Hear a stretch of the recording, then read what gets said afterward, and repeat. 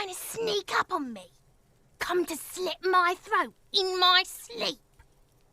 Apparently, she doesn't like people standing behind her back. Logic error. She is not sleeping right now. Pig's come to take me out. Trying to snuff me out. Faggoty. Look at the ass on that.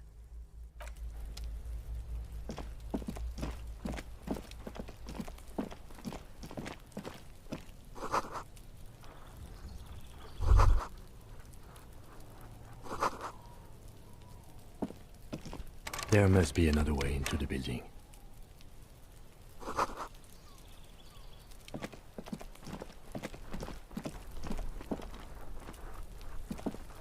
This must be it.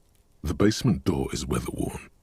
The copper nails holding the upholstery in place have turned green from sea air, and there's a knocker shaped like a lion's head.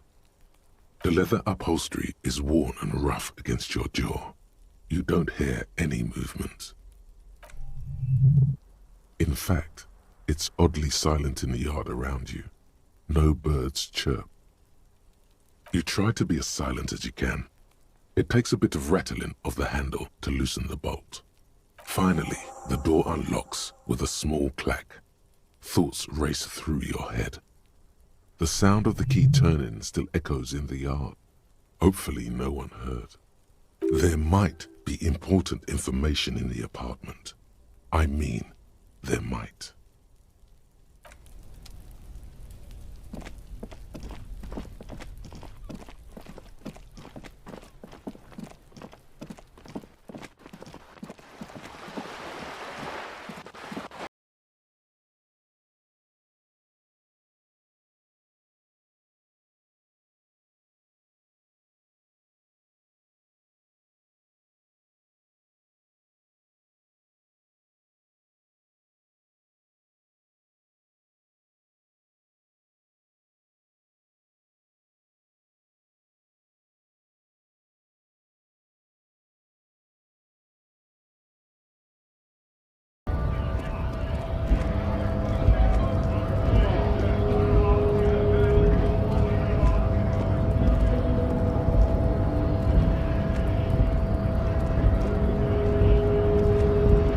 Hola, wandering man. How can I help you?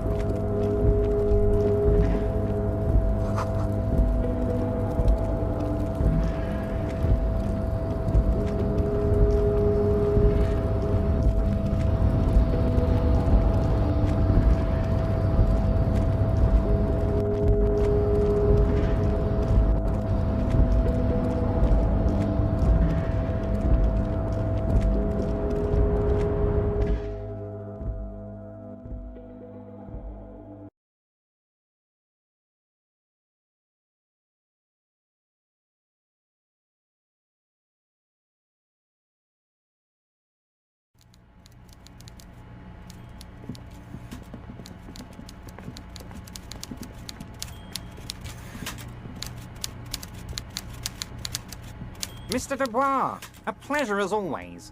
You don't have to sit down this time, since you've already sat on that chair. I'm very glad to hear that, Harry.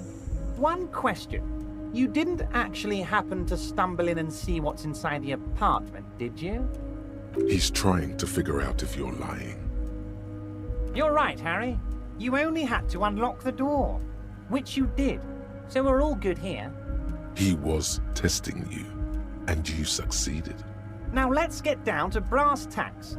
It's time for men like me and you to figure out who's killed who and why.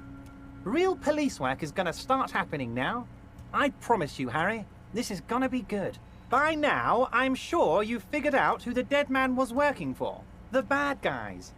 Wild Pines. Sent to scare us. Another violent measure of the top hats against us flatcaps. Harry, this strike is the culmination of many, many mistakes made by the Wild Pines group.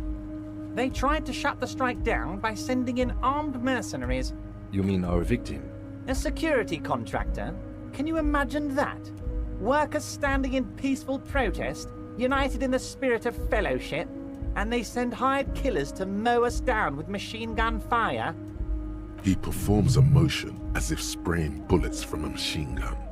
I'm talking beasts, hardened killers from proxy wars in Yisut, Semenine, Saramaritsa, you name it, they've done it.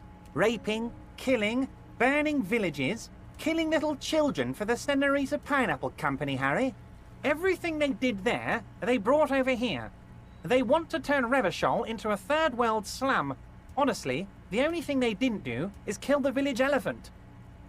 No, Harry, the elephant is metaphorical and so is the village, but the mercs and their brutality are very real.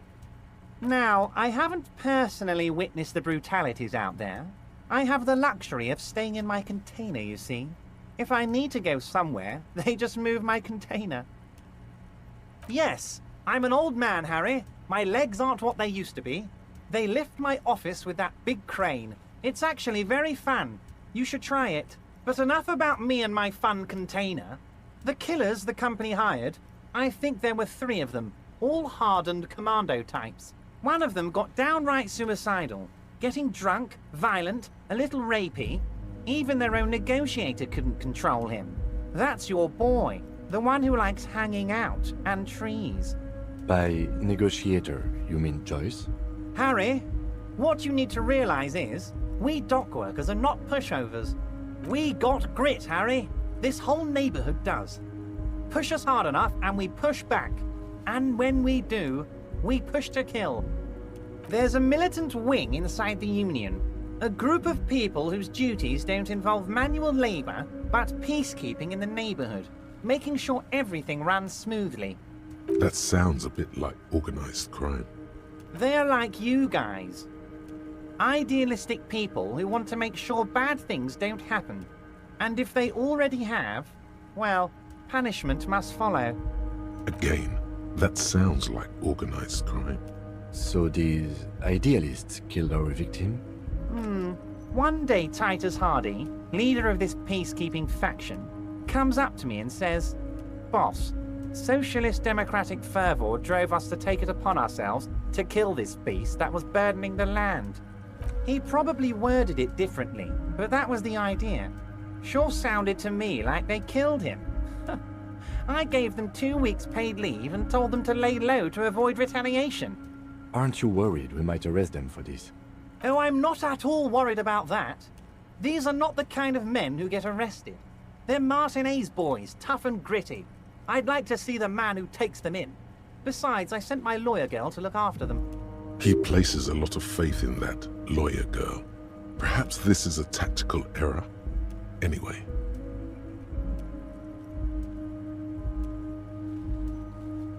Oh, Liz is a bright one. I paid for that law degree myself, thinking it'll probably turn her all fancy. But hell, Harry, she came back a firebrand socialist. Sometimes she scares me with her zeal. How do I know? Let me tell you about these people. That's their MO. It's what they do. Last winter, some poor workers in Terminal E went on a little strike. The company sent in Sediment, a security contractor. The strike was over the workers' right to wear protective footwear, Harry. These guys turn up and start beating people. Tell you what, Harry, I wouldn't be surprised if we got the same mercenary company. after a little rebranding. And I'm sure as hell not surprised to see an army of scabs under my gates. So you believe the scabs were organized by the security contractor? You said it. Hell, one of those guys looks big enough to take down that proverbial elephant. Boys like that don't just happen to show up during strikes. That does sound quite unlikely, yes. The big guy leading the scabs at the gate is colossal. Oh, they are simply fine young men, all 7 of them. Exemplary union members, always working to advance their position in the local socialist democratic movement. Core members. Old Theo used to run them, but things really kicked into gear when Titus took the reins and named the group after himself. Gotta love his initiative. Interesting. Who's second in command? They're almost all of them great guys, born leaders. Whatever happened, I'm sure they only had the best interests of Martinez and Revachol in mind. Work with them. Hell, interview them. But don't fight them. They really are just like you. Men who like beer, women, and some order on the streets. You know what, Harry? I got a feeling they're gonna show up in full force tomorrow. The lieutenant marks something in his notebook. Was it a good talk? I'm not sure we made much headway here. I was hoping we'd bust the case wide open. Heck, I even wanted to tell you what I really want to achieve with the strike. I don't know what happened, Harry. I wanted you to feel like Mr. Martinez. And of course, I also wanted you to find your gun. But it's like I can't completely trust you. Yet. Yes, Harry. It's like I can't fully trust you if you're not a man of the left. I want to, but I just can't. A man of the left, so you have to be a social democrat.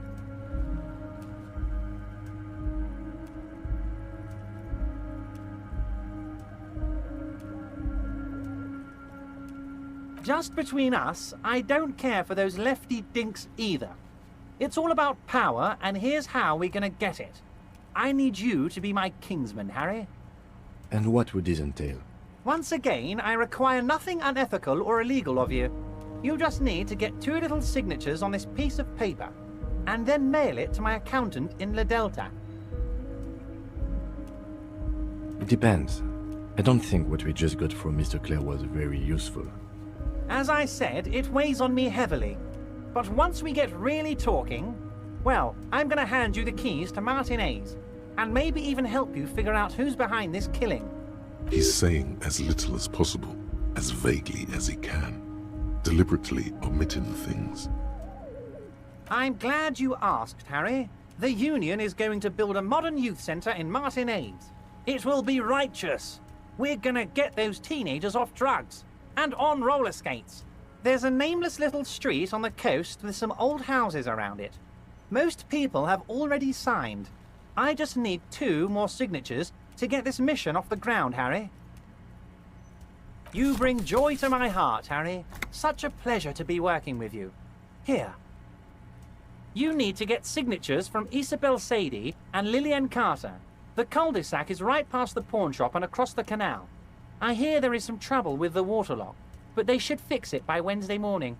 Once you have the signatures, mail this to 13022 La Rocca in La Delta.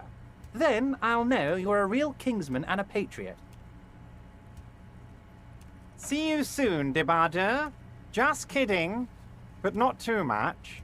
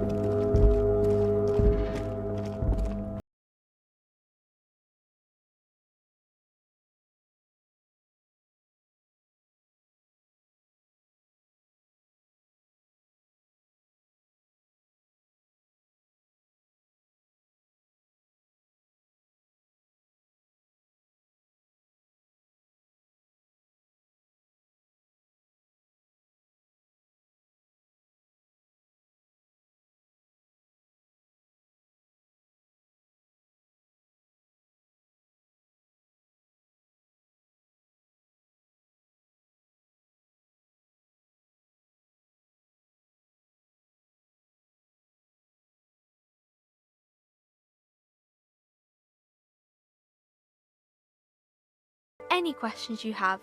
I hope they're about books. My name is Annette, sir. My mum, her name is Plaisance. She owns the store.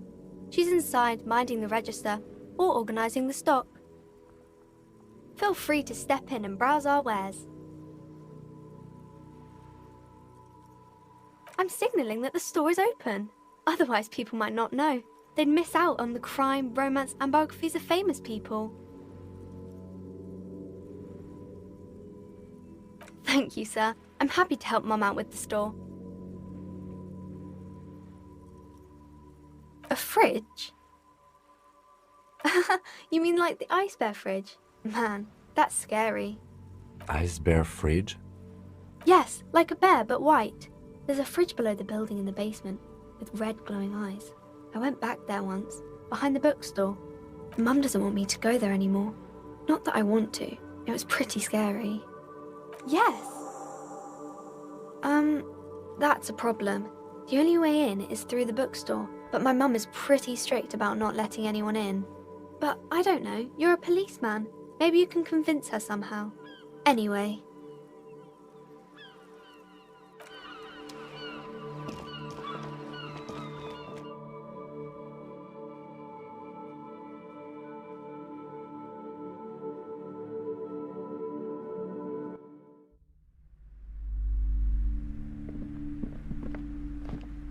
Welcome to Crime, Romance and Biographies of Famous People. My name is Plaisance. Be welcome, and please take responsibility for the energy you bring into this space. I am the proudest owner of our little shop of culture. A fridge? No, I don't know anything about a fridge. Aren't you interested in books? For whatever reason, she's lying to you about the fridge. Seems like you have to find your own way to the cellar.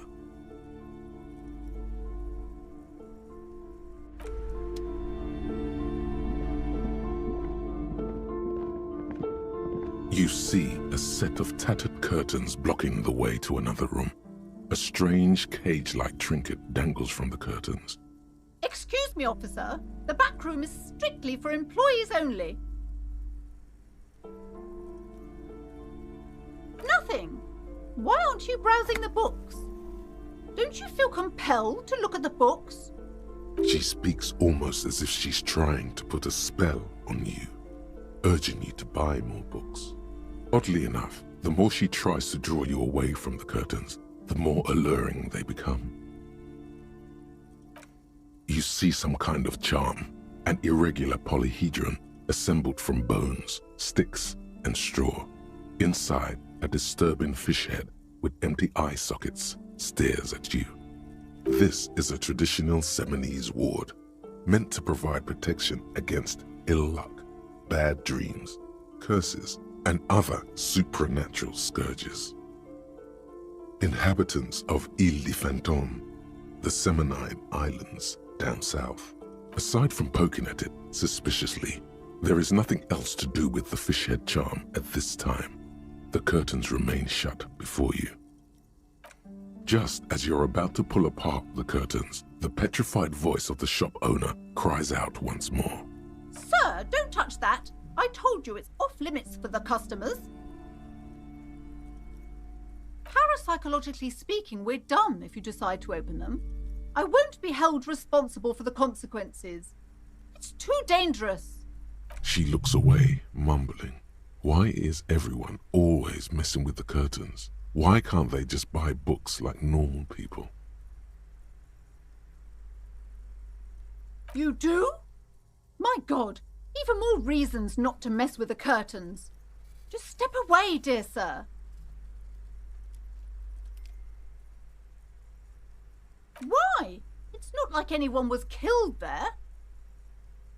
I am sorry, I don't mean to be so impolite. Just please don't go there. I can't allow that. You'll only make things worse and unleash the powers. The curtains do seem frail suddenly, not robust enough to contain a slippery darkness. No! Please just talk to me, officer. Come here And let's talk this through before you decide to do anything extreme. Talking is always good. Go see what she has to say. The curtains, tattered with age and covered in dust, hang before you, as if taunting you.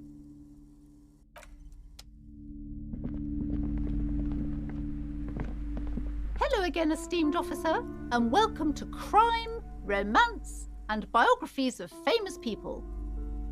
I already told you, it's just a storage room for employees. I don't understand why it's so important to you. Just let it go, officer. Go buy some goddamn books. You're supposed to be drawn to the books. She recites it like it's a poem, or like she's playing a role she's grown tired of. She's so tense, it's a miracle she hasn't snapped in half yet.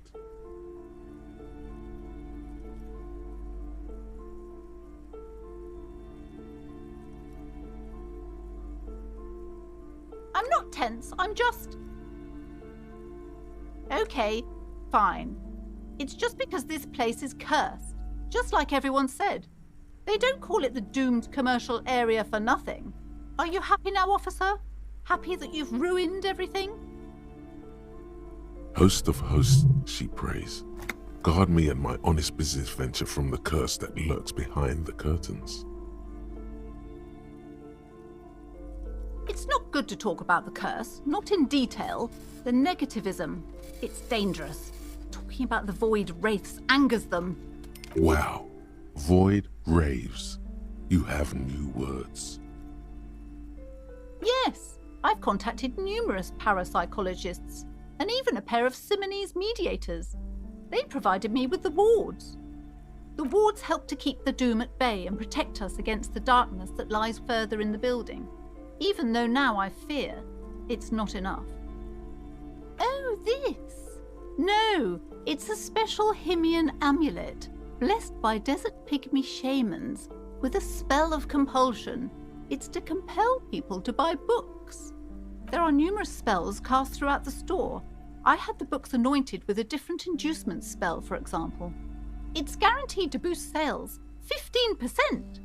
Desert pygmy shamans. That sounds like a rather questionable way to describe a group of people. The curse is so much worse than you could imagine. It's a disease, eating at the very foundation. It's the curse of financial distress, of ruin and bankruptcy.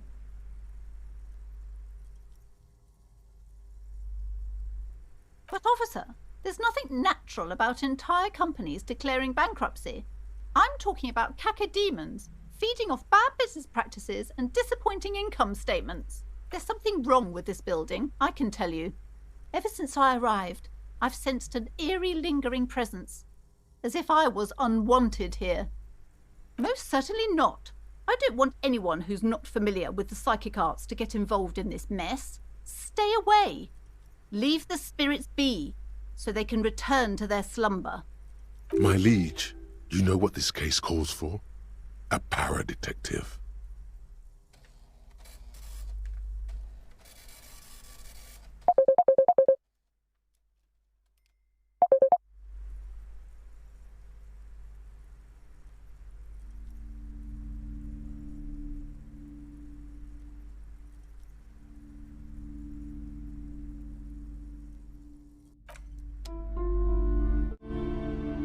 Hello again, esteemed officer, and welcome to Crime, Romance, and Biographies of Famous People.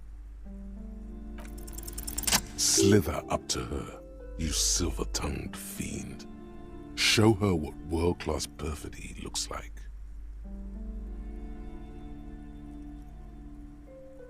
You're not lying. You're giving her peace of mind. The means are thus justified. Are you sure? Don't think I haven't seen charlatans before. You're no para-detective. You look nothing like one. And you're clearly a drinker. Pardon me for being so blunt, but... You look like one. The lieutenant keeps his usual stony calm. He silently picks out his notebook.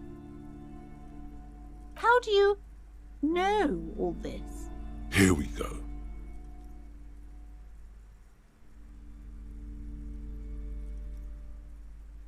You're part Simonese. Oh, it means our meeting couldn't have been mere chance. The hand of fate guides us. But I am not the only one at risk. I have to think of my daughter. You are certain you can help us? Keep us safe? I can't allow any collateral damage to hit us. If you promise, good officer, then you might be our last hope. Do you swear it? Thank you, sir.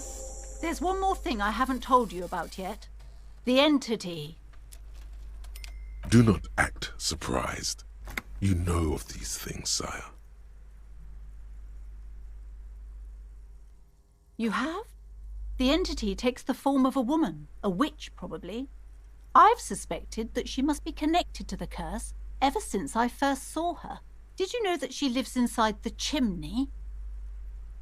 Yes, that chimney is part of the building's central furnace, and it's enormous. She has barricaded herself behind some metal security curtains. God knows what she's doing there. Some unnatural magic, I assume. You should go find the entity and ask what happened to all the companies in the building. What is the source of this curse? Here's the key to the warded door behind the curtains. Take it. Oh, and please do return to me after you've looked round. I'm quite anxious to know what she has to say about the curse. What you discover in there. What you discover? Probably just office space. And the damn fridge. Don't be scared.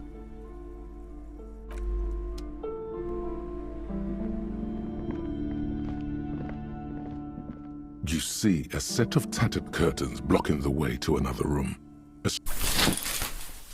You see a dimly lit room full of dusty furniture and trash. A doorway stands in the back, covered in dozens of scary little Simonese wards, your shadow looming over it like an omen. Oh!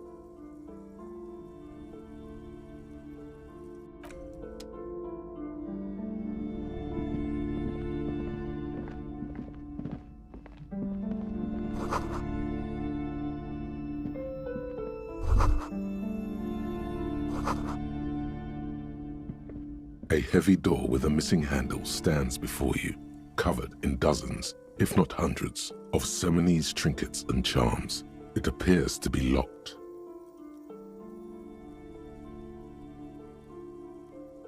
After exerting some force, you manage to turn the key. It's eerily silent. The door slides slightly open, letting a draft of cold air into the room.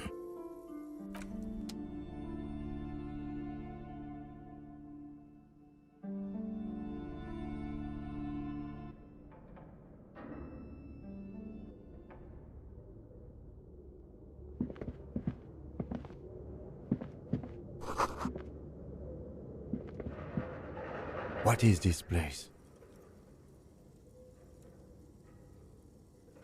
Yes, but no one's been here in ages. I doubt the electricity still works. We should find a flashlight if we want to go on. There should be one in my kinema. Some specks of dust shimmer in a faint beam of daylight falling from the window. Other than that, the room is dark. An eerie feeling rises in your chest. The lieutenant nods.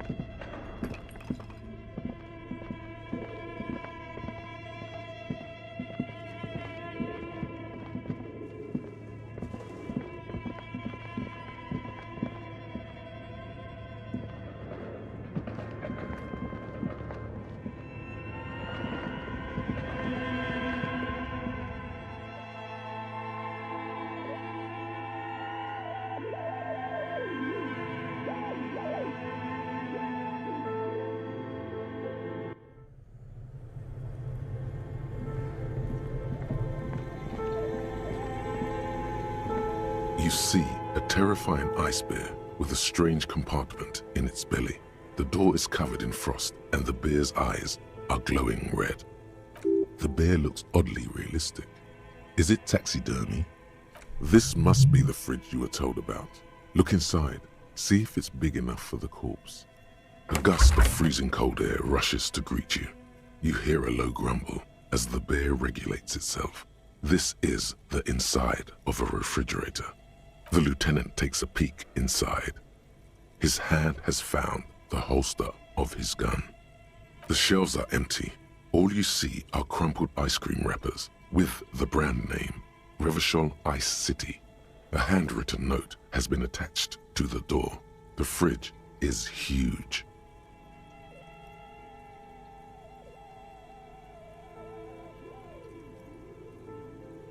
Good question. It looks like an ice cream fridge. I know. What an unfortunate marketing choice. What is even worse, the bear is still costing them money to this day. The fridge buzzes with energy. The electricity bill on this thing must be catastrophic. It's certainly an eccentric choice, but it is capacious and cold enough, too. Your visual confirms you could fit 2 more bodies in the ice bear fridge. Shall we go and get the body, then? I'll take the head, you take the feet. The stairs won't be easy, but we'll manage.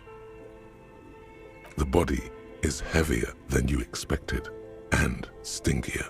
It takes half an hour to get it down to the basement, then 10 more minutes to stuff it into the fridge. The lieutenant takes a step back to admire your handiwork. Beautiful. A dead body in an ice bear fridge. This is some of the best police work I've ever done. You have created an ice bear sarcophagus.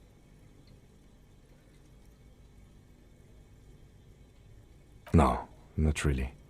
Look at that. What have we done? We stuffed a dead body in an ice bear fridge. This story does not leave this room.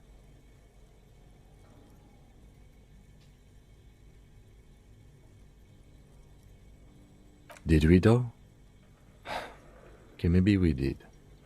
At least we've stopped the body from decomposing further. Now you can conduct another inspection under controlled circumstances. Inside the icy realm of the ice bear fridge, the corpse stands slumped, waiting.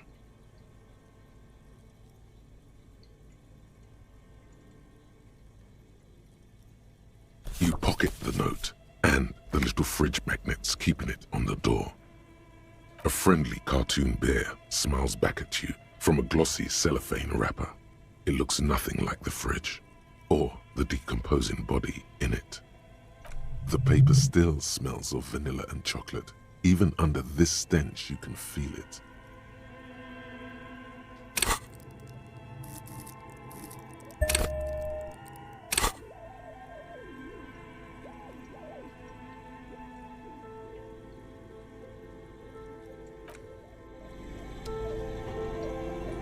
The bear's eyes are still glowing red.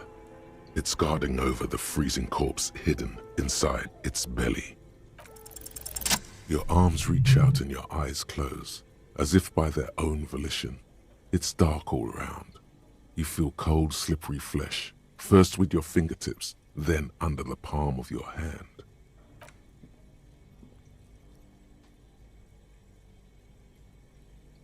His face, his cheeks, his nose, his fat, swollen lips. Like a spider, your hand crawls over his features. Everything is silent.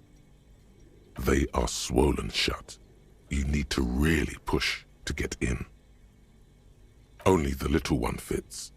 The flesh changes shape as you bore in, searching for something in the cartilage. The thing you're looking for, it's not there. Crawl out, spider.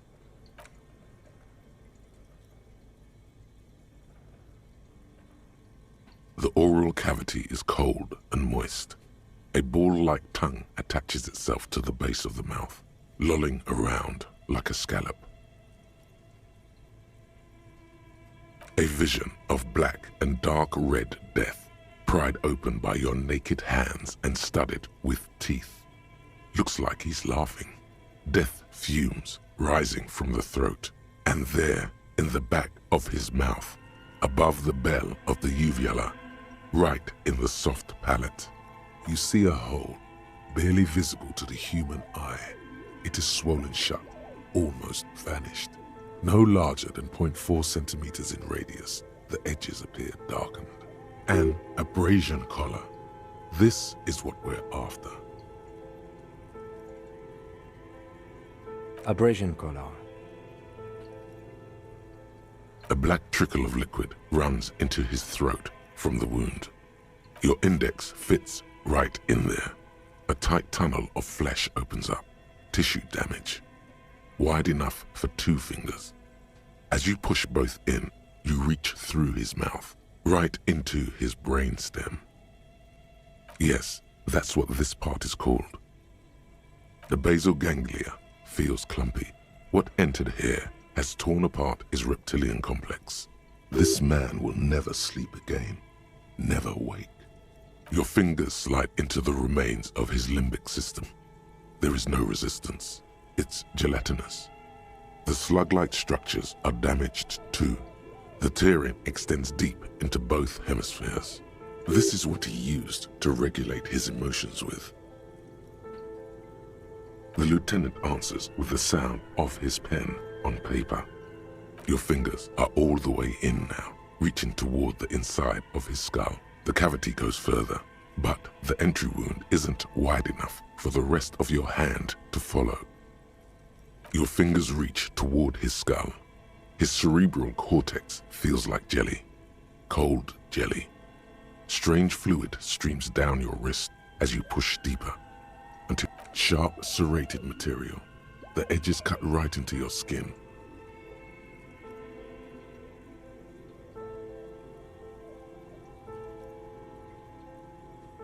There's a tiny crack, a protrusion in the cranium, right in the back of his head. Your finger must be pointing straight at it, from the inside.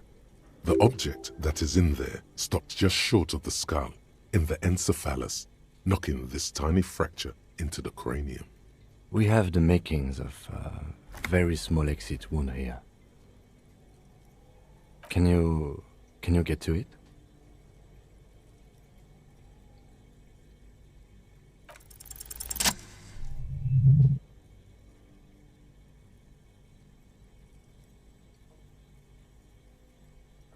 You pick the object between your index and middle finger. It feels sharp, like metal. With your face twisting from pain and concentration, all you need to do is just... The inside of the head feels cold and smooth, like a glove, sweat dripping down your brow. Careful not to lose the prize between your fingers. With a plop, your hand emerges from the mouth, covered in blood up to the wrist. Between your fingers, a small flower, a blossom made of lead. A bullet.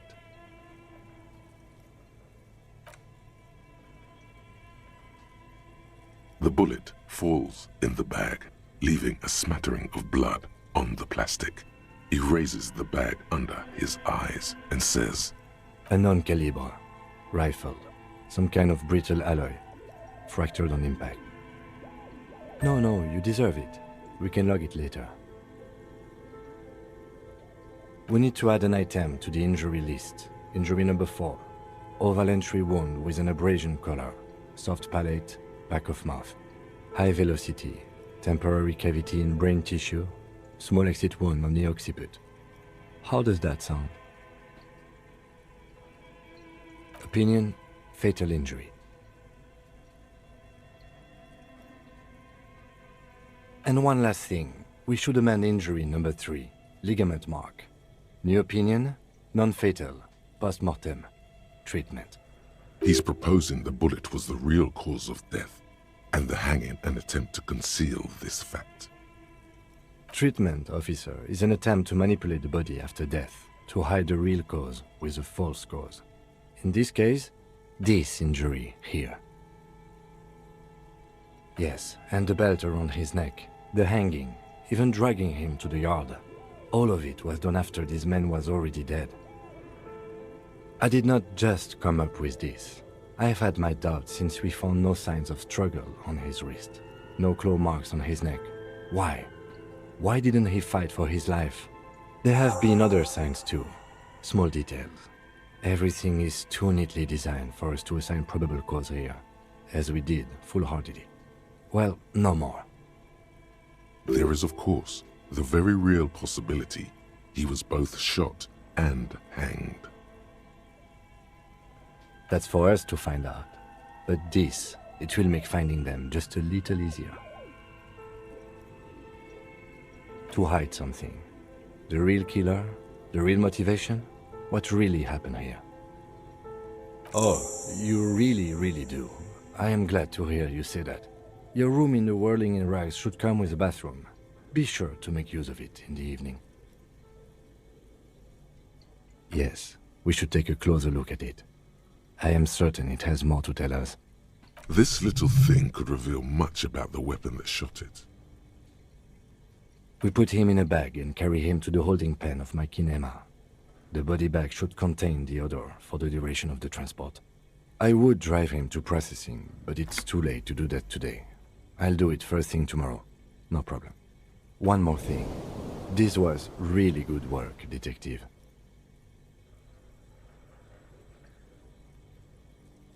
All right. I will need a little help carrying him. You take the hands, I'll take the legs.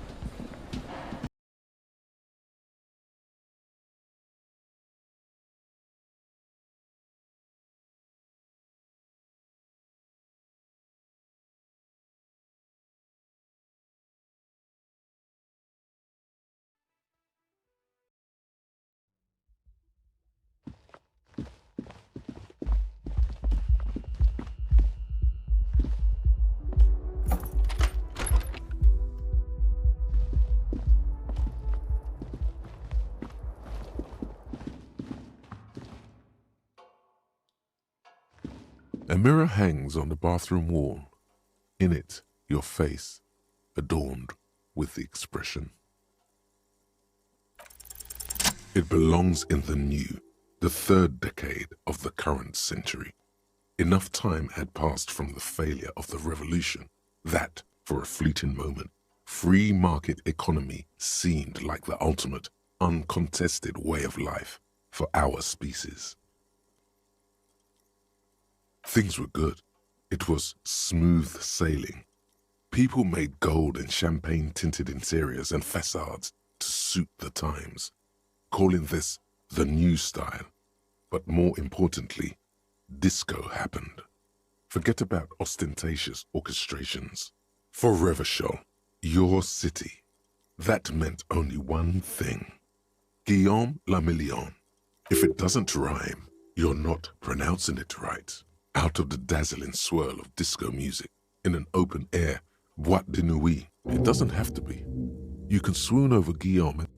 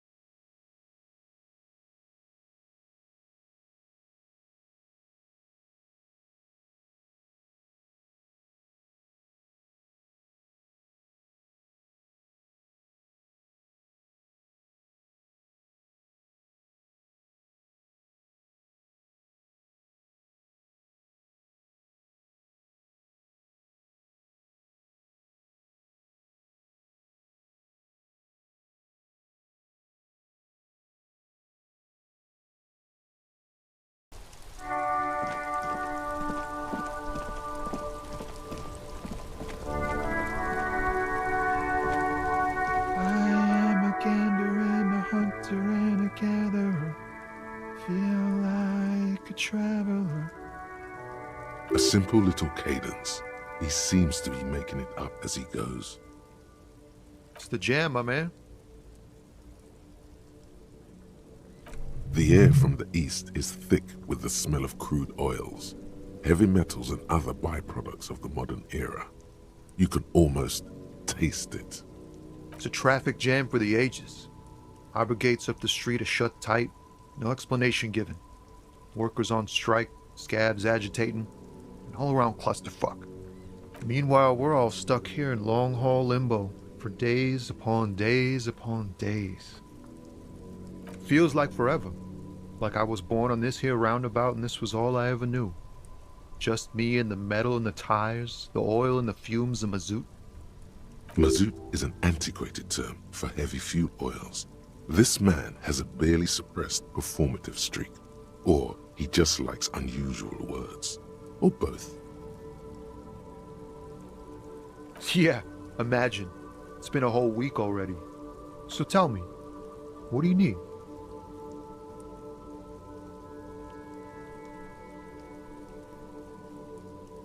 It's like, whatever's going on over at the docks.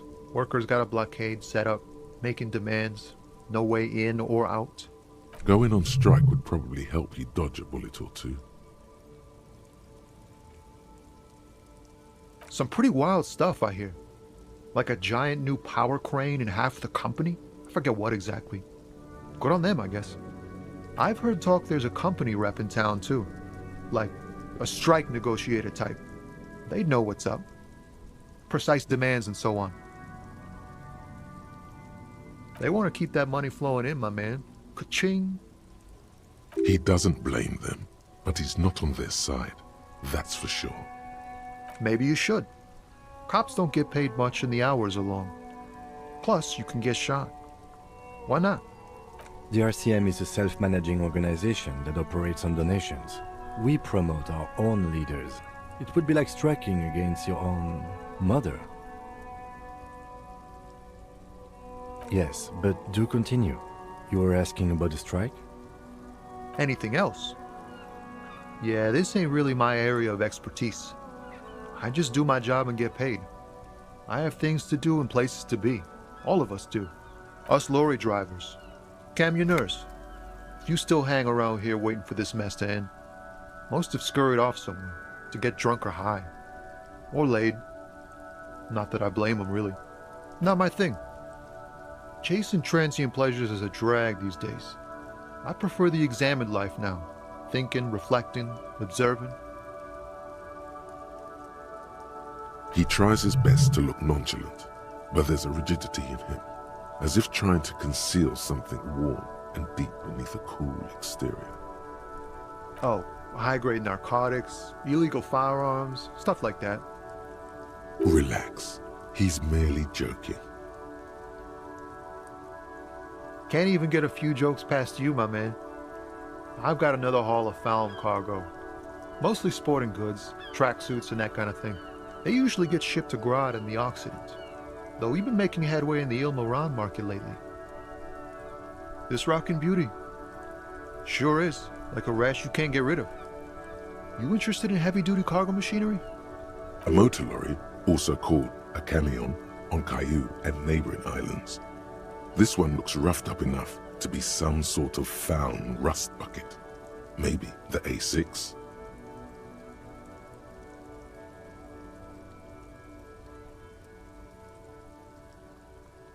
Neat. For carrying large quantities of cargo a long distance. These found tracksuits need to find their way to the kids way out in Wamrau and Loran Bird somehow. The man taps his fingers rhythmically against his arm. Don't be a stranger.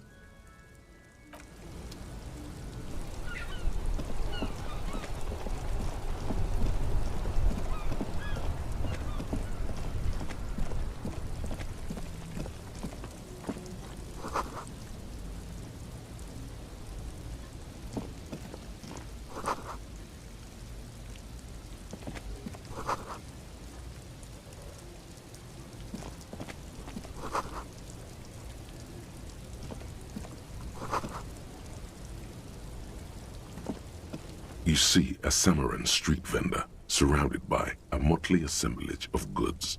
When he realizes you're looking at him, his face breaks into a wide, welcoming grin. The name Sileng is embroidered over his breast pocket. Happy shopping, officer! Everything's cool here. Everything's cool. The goods are cool, the customers are cool, the place is cool. And one more thing, officer, you're very cool. Bang, bang, bang, bang! You feel a twitch in your index fingers.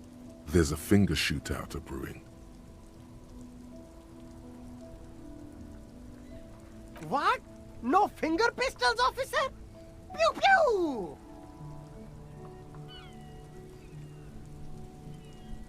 The lieutenant nods approvingly. You're right, officer. 100%. No playing around then. Strictly business. Maybe I can interest you in some premium menswear instead. Only the coolest goods in Revachol. I've got sneakers, speakers, extremely comfy pants too. Try them on right here. No shame, only freedom.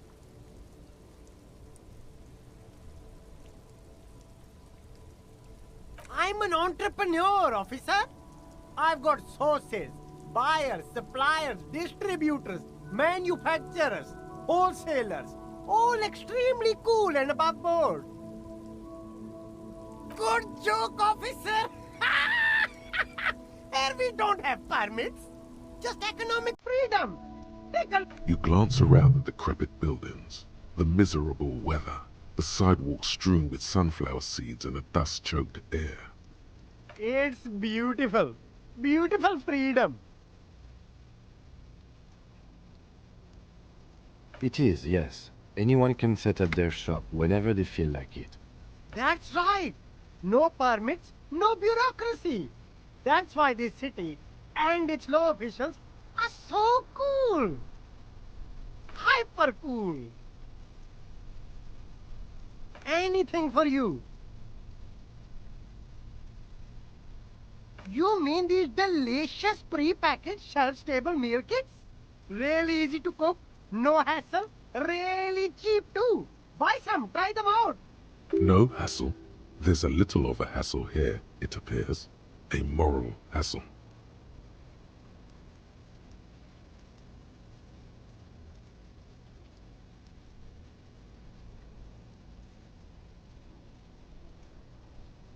No problem here, officer. I get all this from one of my suppliers, an extremely reputable guy. Oh, he's a good guy. I think you'd get along. I'll let you know the next time he's around. Interesting.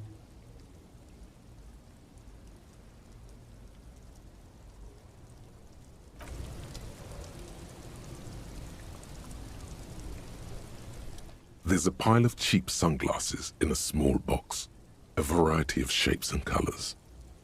You like sunglasses, officer? I've got the latest styles right here.